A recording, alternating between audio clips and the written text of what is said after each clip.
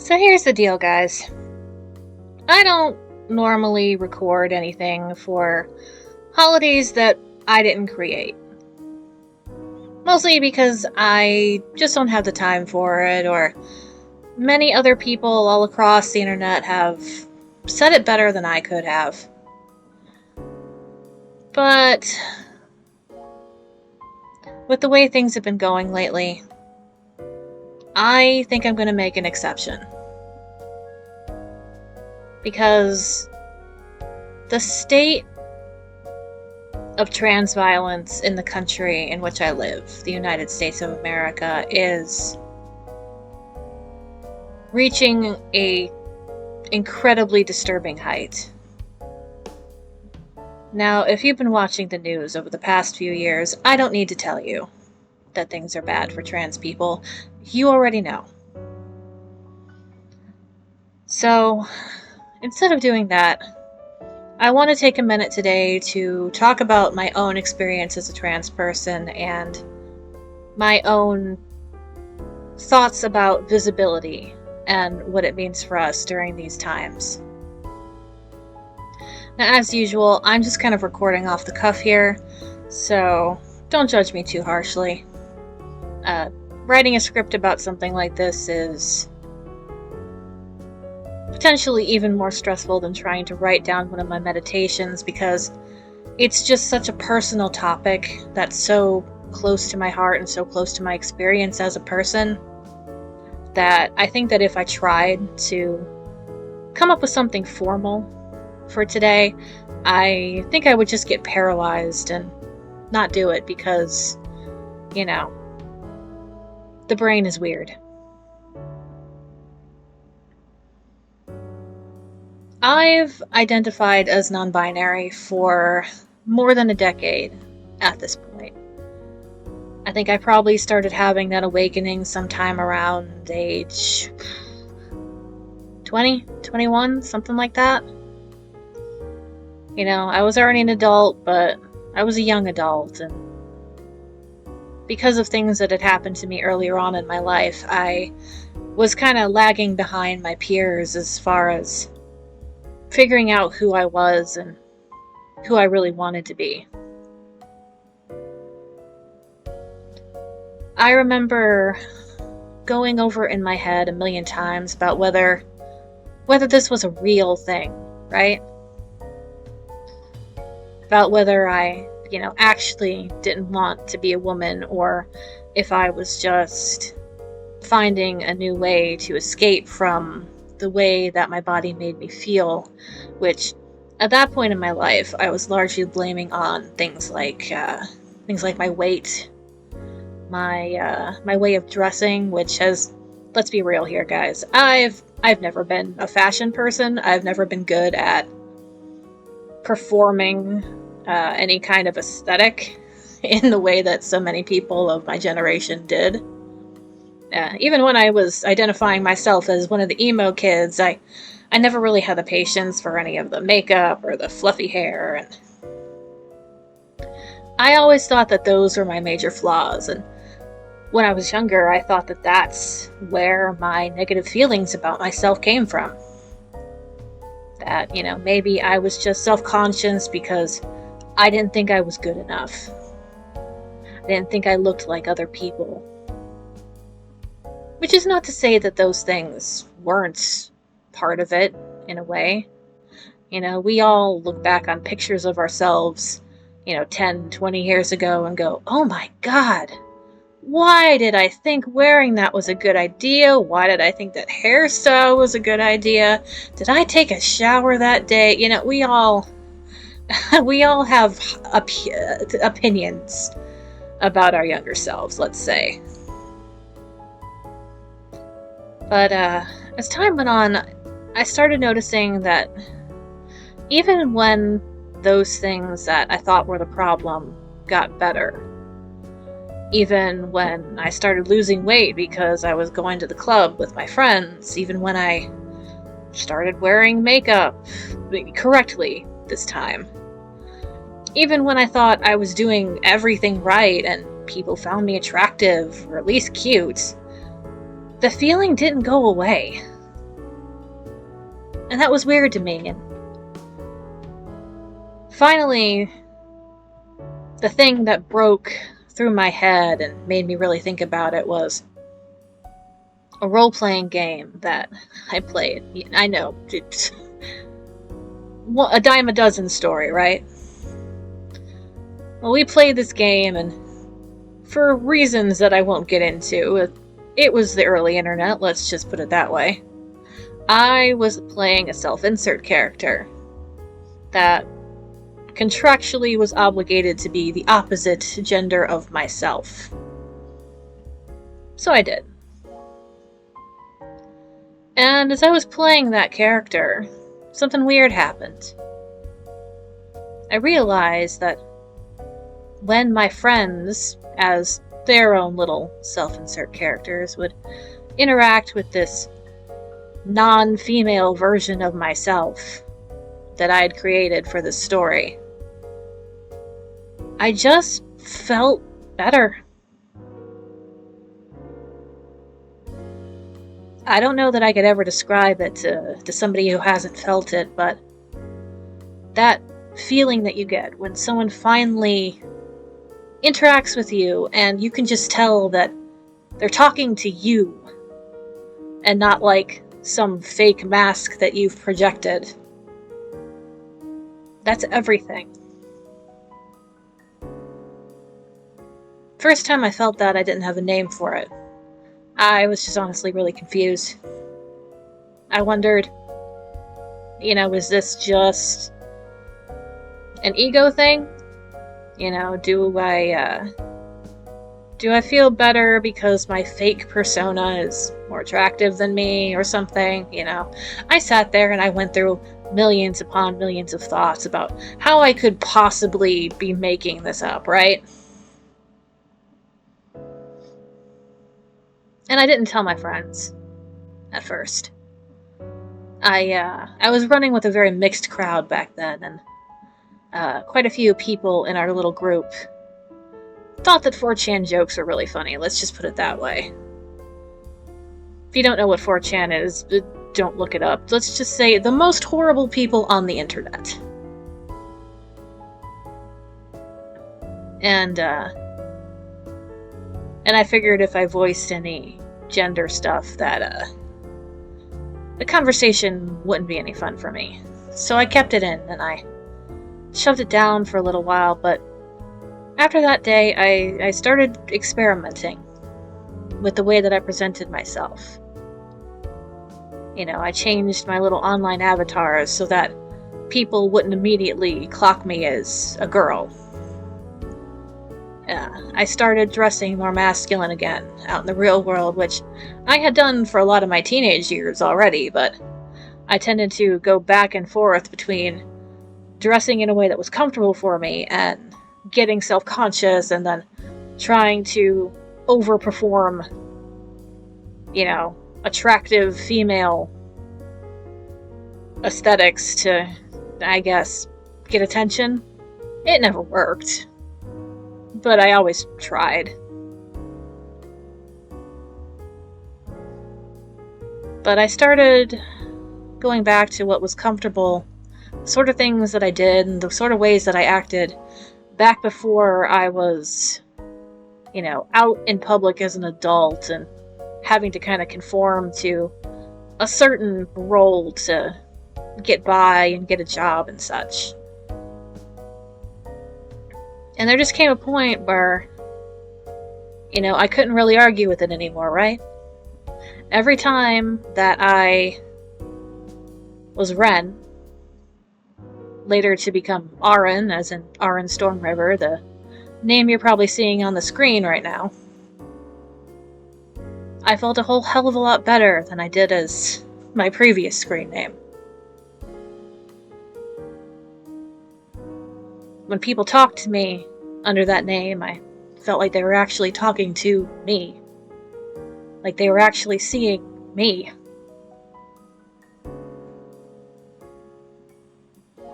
Before that, I always felt like I was kind of a circus clown. That everything I did was a performance.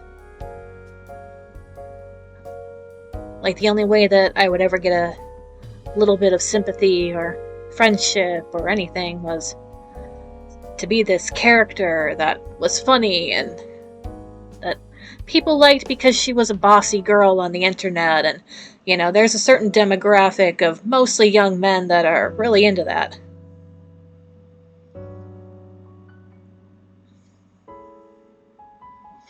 And that's when I started getting really nervous. Excuse me. Because then I had to start thinking about telling people, right? The first time I hinted at my then group of friends that I might be trans, I did it kind of sideways through a joke. See, by that point, it had been a couple years since the last time we did any role-playing or any of those kind of games together, so there was kind of a one last hurrah. One more game, and then we'll move on to more adult forms of role-playing, you know, D&D, other games of that variety. So I made a character. And it was Ren, again. But I decided to pull a little bit of a prank, you see, on the forum that we were running this on. I hadn't actually gone on there in a long time. We communicated through chats by then, our group. So I logged on for the first time in forever, and I went to my profile, and I changed everything. The name, the avatar. I hid all the stuff that my friends would be able to recognize as being me. I mean, yeah, they could have checked my posts, but they weren't going to, let's be real. So I made this whole fake persona so that they wouldn't know it was me posting, and then I made this character. And I made all these goofy little attributes for the character. It was obviously a prank, if you knew what to look for. And then I sat back and I waited in the group chat for my friends to see this character and ask themselves, what the fuck is this? It was a fun little game to me. Just an extra layer of screwing around until they realized it was me and were like, dang it, not again. Okay, maybe I'm still a little bit of a clown even when the mask's off, let's be real. Something unexpected happened, though. When my friends, specific friends in particular, saw that character, they latched on to one particular little note in the profile that I'd given them, and the thing they latched onto was the fact that the character was non-binary, trans. And here's the thing about that. It wasn't part of the joke. Because, see, I'd made this character basically myself. You know, another little self-insert. And I just kind of exaggerated some certain things to make it funny. You know, the clown thing. But I had never intended for the character's gender identity to be part of that little prank. But I guess in retrospect, I'm kind of glad that I included it, because seeing the way these people who I had been friends with for a really long time by that point, seeing the way they reacted to it, it taught me something pretty important, which is that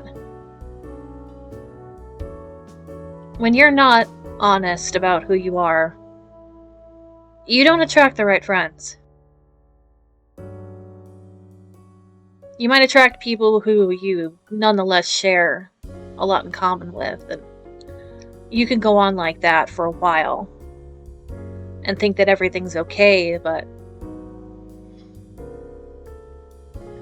if you're not openly yourself, then there's a chance that sooner or later you're going to find something that you didn't know was going to be a big deal. Right? You know, it's like finding out that your buddy who you've been going to bars with for 20 years has a secret Hitler shrine in his basement. It's like you would never think that that guy would be like that about this thing. Because otherwise, you know, he's a nice guy. He's your friend. We don't want to think that our friends are capable of being cruel or idolizing things that we think are evil. Or even just, you know, kind of fucked up.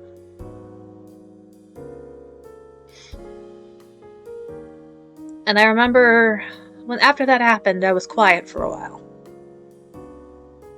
Didn't really talk about how I felt. It went back in the box for a little bit because now I was carrying this extra fear with me that if I was open about it, I wouldn't have friends anymore. Which is bullshit, obviously, but when you're a young person and you've taken so long to figure out who you are, the thought of having to abandon everything that you've built around yourself as your support network is seriously fucking terrifying.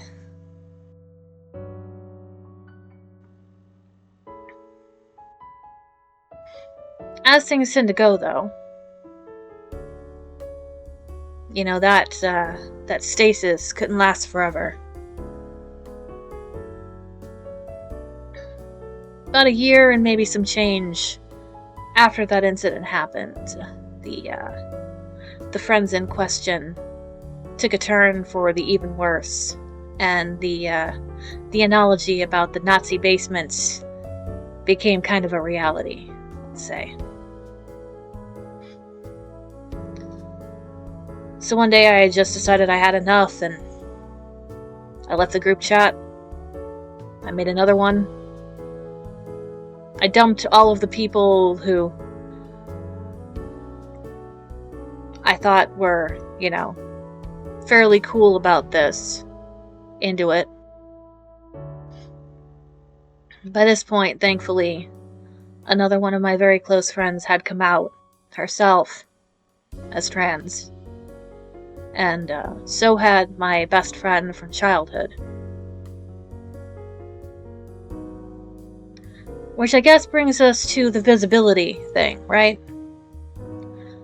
Because until I had friends who were willing to express themselves fully in that way, even among a friend group that in some cases was actively hostile to the idea of being trans, I was honestly kind of chicken. And I didn't know if I could ever do it.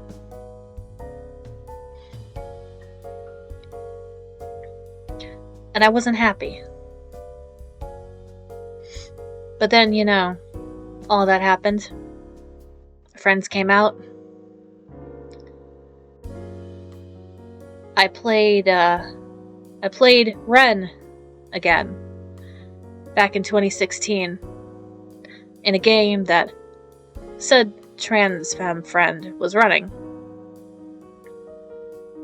This one was a Pathfinder game. Cthulhu Mythos, really fun. And towards the end of playing it, my brain finally kind of kicked itself into gear, and it's not a really big thing. It's the smallest gesture imaginable, but understand now with the context what it meant to me to go into our chat and go to my profile, click my name, and change it to Ren. And then just let that be that. I don't think I ever really came out, so to speak. Not in the way that a lot of people do. It was sort of more like I just gradually changed stuff and dared everyone around me to ask about it, you know? Like, come on, ask me why I'm wearing a flannel shirt. Ask me why I cut my hair again. Ask me why I stopped wearing makeup. Ask me why all of my tabletop characters are men or mask-adjacent non-binary now. That kind of thing.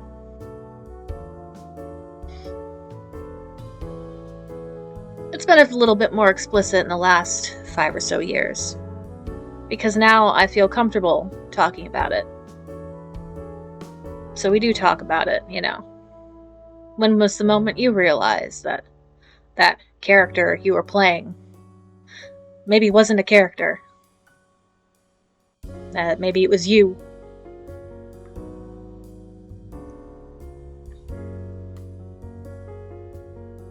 Visibility is extremely important, because the less you see of something, the more it's cloaked in this kind of air of plausibility, but also plausible deniability, I suppose.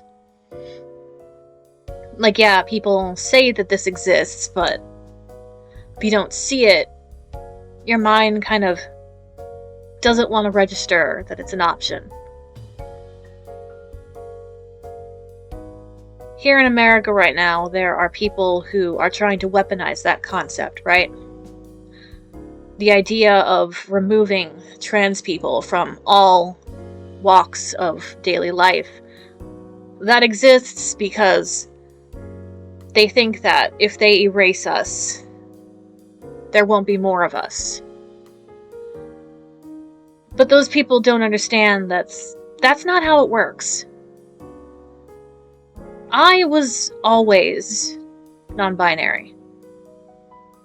I can look back on my life now and see that, you know, there's been fluctuations for sure. I hear that's normal. But my sense of identity and who I was has been with me since I was a teeny tiny child, sitting on my bed, contemplating that I might be going to hell because I kissed my friend on the cheek in the hallway on the way to class. You know, it was always there. I just didn't have a word for it. I didn't know what to call it. And I didn't know if there were any other people who were the same. You don't get rid of a person's identity by saying it doesn't exist. All identity is inherently subjective, so these things exist because we think them, because we are them. They exist within us. And something that exists inside of a person as an inherent aspect of who they are isn't something that a power outside of themselves has any authority over or ability to erase. And if we look back through history, we find traces of there always having been trans people in all cultures, in all times and places. Are we a minority? Yeah, sure. But we exist. And I believe that we are just another healthy aspect of the diversity that the human species possesses. Diversity, that's another one of those words that the doofuses up in high places with high horses don't like. But in nature, diversity is strength, objectively.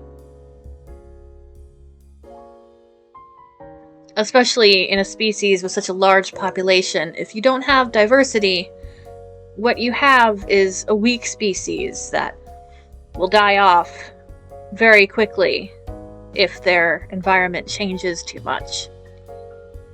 So the idea that the opposite would ever be true for humans, specifically, is to me just utterly ridiculous, complete bollocks. a branch of idiocracy so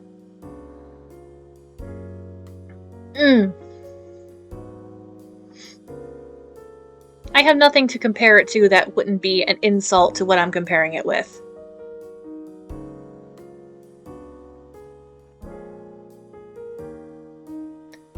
But to digress, I think it's important as these times of ours go on that we remember that there's a reason why the bigots and Hitler fanboys of the world want us to be invisible. And that reason is genocide.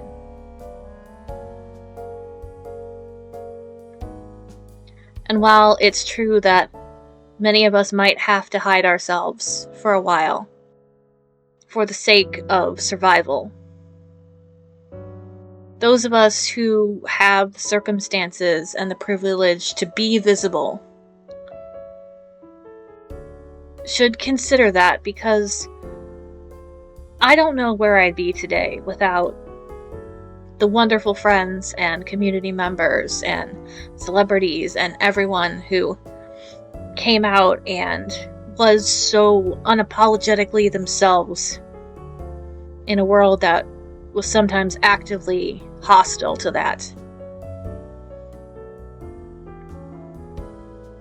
I think, or I like to think, that I still would have found myself in the end, but I think it might have taken me a lot longer. I might be sitting here today in my 30s and still struggling to articulate into words who I am and why I feel the way I do about the things I feel strongly about.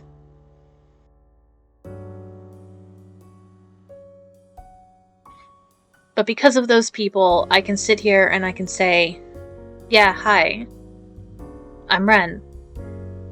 Auren Stormriver, professional menace, nice to meet you.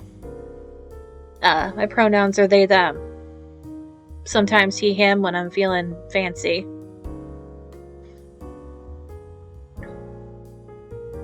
I can use words like nonbinary and bigender and, gender weird. It's one of my favorites. And I can find people who also identify with those words and who have had these same experiences. And that is so fucking important, you guys. So important.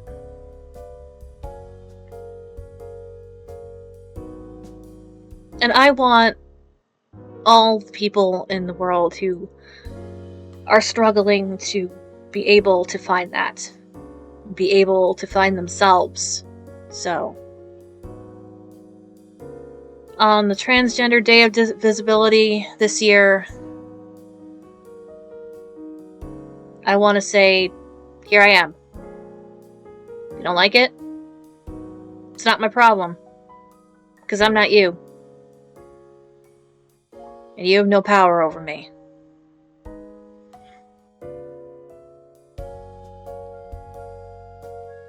Comments are off for this one, because some of y'all's mothers didn't teach you how to be nice.